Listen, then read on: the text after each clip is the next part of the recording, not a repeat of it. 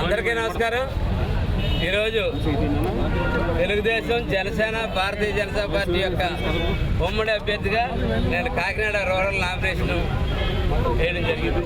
దానికి పెద్ద ఎత్తున ఈ మూడు పార్టీలకు చెందినటువంటి క్యాడరే కాకుండా ప్రజలు, సామాన్య ప్రజలు, సాధారణంగా రాజకీయ పార్టీలకు చెందిన నాయకులు వస్తారు, రాజకీయ పార్టీలకు చెందిన కార్యకర్తలు వస్తుంటారు మనం ఎప్పుడన్నా నామినేషన్ వేస్తే.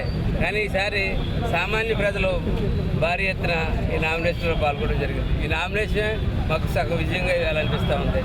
ఎందుకు ఇంత పెద్ద ఎత్తున సామాన్య ప్రజలు బయటకు వచ్చారు అంటే దాని అర్థం ఈ ప్రభుత్వాన్ని మార్చిపోతా ఉన్నారని అర్థం చాలా క్లియర్గా కనపడుతూ ఉంది. ఎందుకంటే చాలా విసిగిపోయి ఉన్నారు ఈ ప్రభుత్వం మీద ప్రతి ఒక్కరూ. ఆ విసుగుదలంతా ఈవేళ ఒక ఊరేగింపులో రావడం జరిగింది. కాబట్టి ఖచ్చితంగా రేపు మేము కాకినాడ రూరల్ ఉమ్మడి అభ్యర్థిగా నేను కొడతా ఉన్నాను.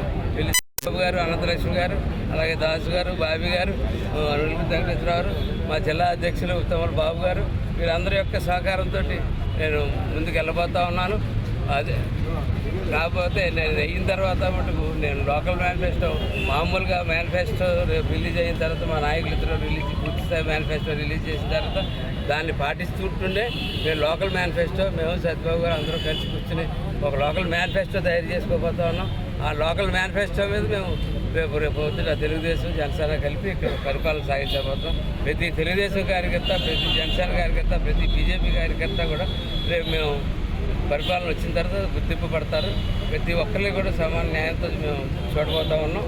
అట్లాగే రేపు లోకల్ మేనిఫెస్టోలో ప్రధానమైన అంశం మౌలిక సదుపాయాలు.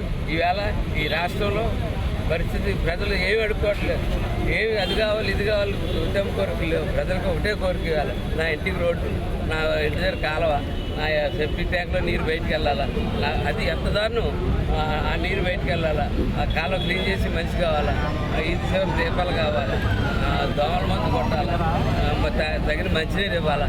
ఈ ప్రజలు అడుక్కునే పరిస్థితికి ఈ ప్రభుత్వం తీసుకొచ్చేసింది. కాబట్టి ఆ మౌలిక సదుపాయాలు ఫస్ట్ ఎజెండాగా పెట్టుకోవడం జరుగుతుంది.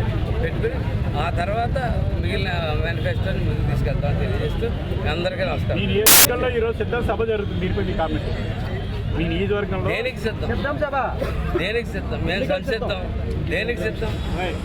మౌలిక సదుపాయాలు చంపేయడానిక? ఎవరికి రోడ్డు వేయనందుకు సిద్ధమా? ఎక్కిపోవడానికి సిద్ధమా? ఎవరికి కాలంలో ఓడ్చకుండా ఉండడానికి సిద్ధమా? ఎవరింటికి సరైన మంచినీళ్ళు ఇవ్వకుండా ఉండడానికి సిద్ధమా? దేనికి సిద్ధమని చెప్తా ఉన్నట్టు తప్ప ఇక మౌలిక సదుపాయాలు చేయమన్నాడు. ముందు మీరు రేపు వస్తారు. ప్రజలు దేనికి సిద్ధంగా ఉన్నారంటే చంద్రశేఖర్ రెడ్డి గారు, కన్నబాబు గారు ఒకడు క్రూరంగా కనపడి వెళ్ళాం, ఒకడేమో సౌజన్యంగా కనపడి వెళ్ళాం. ఈ రెండు వేలలో కలిపి ఊళ్ళో ఎక్కడ ఆస్తులు, ప్రైవేట్ ఆస్తులు అన్నీ కబ్జా చేసేస్తూ ఉన్నారు. అంతేకాకుండా ఓపెన్ సైట్స్లు కూడా కబ్జా చేసేస్తూ ఉన్నారు చాలా పెద్ద ఎత్తున. గంజాయి అమ్మిస్తూ ఉన్నారు. ఎన్నిటికీ సిద్ధం. అన్నిటికీ నేను కూడా సిద్ధమని చెప్పడానికి అర్థం వస్తుంది.